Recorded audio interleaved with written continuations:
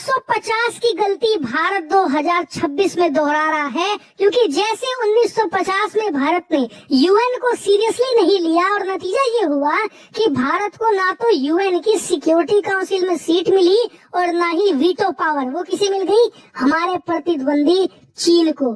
ठीक वैसे ही 1926 में बोर्ड ऑफ पीस बन रहा है, जिसे भारत सीरियसली नहीं ले रहा और इसीलिए इसका खामियाजा भविष्य में भारत को भुगतना पड़ सकता है। ये बात मैं नहीं कह रहा हूँ, ये बात भारत के बहुत सारे एक्सपर्ट और फॉरेन पॉलिसी के जानकार कह रहे हैं। और इसके पीछे जो तर्क है वो आपको भी सोचने पर मजबूर तो बिल्कुल करेगा। ऐसा मैं क्यों कह रहा हूँ, चलिए मैं आपको सारी चीजें विस्तार से बताता हूँ। देखिए, यूएन की स्थापना भले 1945 में हुई हो, लेकिन इसका बीज 1919 के आसपास पड़ा था, जब पहली बार विश्व युद्ध खत्म हुआ। उसके बाद अमेरिका के राष्ट्रपति हुआ करते थे वुडरो विल्सन। वो कुछ डोनाल्ड ट्रंप जैसे ही थे, अपनी एक लेगेसी बनाना चाहते थे और इसीलिए प्रथम विश्व युद्ध के खत्म होने के बाद उन्होंने स्थापना करी लीग ऑफ नेशंस की, जो कि यूएन की तरह ही था। दुनिया भर के देश इसके सदस्य थे और इसका मकसद था दुनिया भर में हो रहे युद्धों का निपटारा बातचीत के जरिए लीग ऑफ नेशंस में किया जाए। लेकिन दूसरा विश्व युद्ध शुरू होते ही लीग ऑफ नेशन भी खत्म हो गया और इसका मकसद भी। लेकिन जब दूसरा विश्व युद्ध खत्म हुआ 1945 में जाकर, तो फिर अमेरिका ने एक और संस्था का निर्माण किया जो लीग ऑफ नेशंस जैसा ही था। इसका नाम रखा गया यूनाइटेड नेशंस। एक तरीके से पुराना जो लीग ऑफ नेशन था उसी का ये नया संस्करण था। लेकिन आप जानकर हैरान रह जाओगे कि उस समय दुनिया के ज्यादातर देशों ने इसे सीरियसली लिया ही नहीं। सबको लग रहा था कि ये भी 5-10 साल चल जाएगा, अमेरिका का प्रोपेगेंडा है। लेकिन जिस दिन अमेरिका और सोवियत यूनियन में तीसरा विश्व युद्ध होगा, इसका भी अस्तित्व खत्म हो जाएगा। इसीलिए जब भारत जैसे देश आजाद हुए, तब हमने भी इसे सीरियसली नहीं लिया। हमें जो मिल रहा था बैठे बिठाए, ना तो हमने उस पर ध्यान दिया कभी और ना ही उसे सीरियसली लेकर उसका फायदा उठाया। नतीजा ये हुआ कि यूएन के सदस्य हम बने जरूर, लेकिन जो सिक्योरिटी काउंसिल की सीट भारत को मिल रही थी या मिलनी चाहिए थी, वो चीन को मिल गई, जो कि एक कम्युनिस्ट देश था।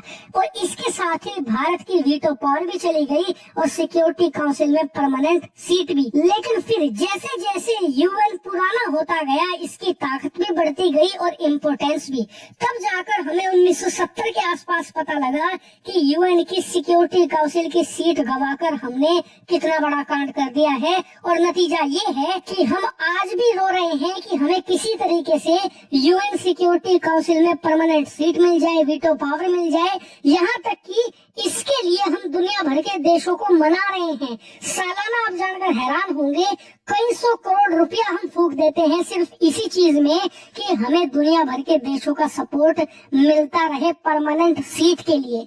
इससे आप जानिए कि शुरुआत की हमारी लापरवाही अब हमें कितनी भारी पड़ रही है। और फिलहाल भी कोई गारंटी नहीं है, ना ही कोई चांस है कि भारत को चीन के होते हुए सिक्योरिटी काउंसिल में परमानेंट सीट मिलेगी या फिर वीटो पावर भी मिल पाएगी। अब इसी का उदाहरण देकर भारत में बहुत सारे एक्सपर्ट्स हैं जिनका मानना है कि ट्रंप ने हाल ही में बनाया है बोर्ड ऑफ पीस और हाल ही में इसकी समिट हुई। ट्रंप ने यूरोप के कई ताकतवर देशों को न्योता नहीं दिया, लेकिन भारत को न्योता दिया इसमें शामिल होने का।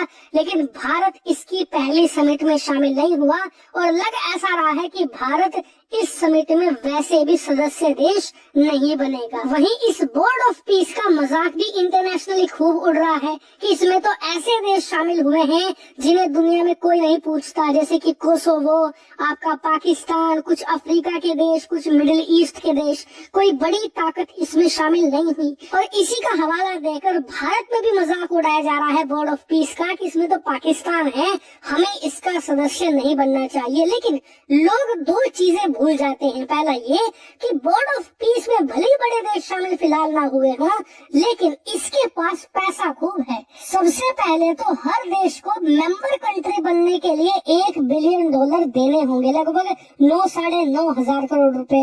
और दर्जनों देश इसके सदस्य बन चुके हैं, यानी कि 20-25 बिलियन डॉलर आराम से बोर्ड ऑफ पीस इकट्ठा कर लेगा।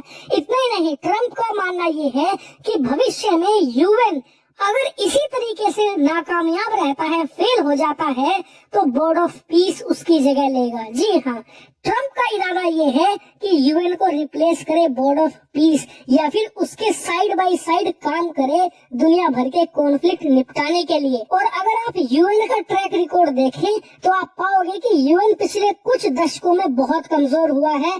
कोई नहीं सुनता यूनाइटेड नेशन की। ज्यादातर जो वहाँ पर प्रस्ताव लाए भी जाते हैं, भले ही उसे सारे मिलकर पास करवा ले, लेकिन वो प्रस्ताव कभी भी किसी भी देश पर आप इम्प्लीमेंट कर ही नहीं सकते। एक तरीके से यूजलेस संस्था बन चुका है यूनाइटेड नेशन। और इसीलिए बोर्ड ऑफ पीस भले ही आज ट्रम्प के हाथों में है, लेकिन कल को एक ढंग के अमेरिकी राष्ट्रपति के हाथ में आ जाए तो ये बड़े बदलाव ला सकता है। ऐसे में कहीं हमें तब पछतावा ना हो कि यार हम उस समय ही अगर बोर्ड ऑफ पीस के सदस्य बन जाते तो आज हमें ये दिन ना देखना पड़ता, या हमारे हाथ में आज बड़ी ताकत होती। तो ये तो ओपिनियन है भारत के ज्यादातर एक्सपर्ट्स का। मेरा पर्सनल क्या ओपिनियन है? तो देखिए, मेरा पर्सनल ओपिनियन ये है कि भारत को इसमें सोच समझकर शामिल होना चाहिए, क्योंकि यूएन की ये जगह लेगा इतना आसान नहीं है जितना आसान कह देना है। क्यों? क्योंकि ट्रम्प पहले ही कह चुके हैं कि बोर्ड ऑफ पीस का मैं आजीवन चेयरमैन रहूंगा, यानी कि जब तक मैं जीवित हूँ बोर्ड ऑफ पीस को मैं ही लीड करूंगा। राष्ट्रपति के पद से हटने के बाद भी मैं ही इसे चेयर करने वाला हूँ। इसीलिए बोर्ड ऑफ पीस का क्या भविष्य होगा ये फिलहाल कहा नहीं जा सकता। दूसरा, 9-9.5 करोड़ रुपए कोई छोटी रकम नहीं होती।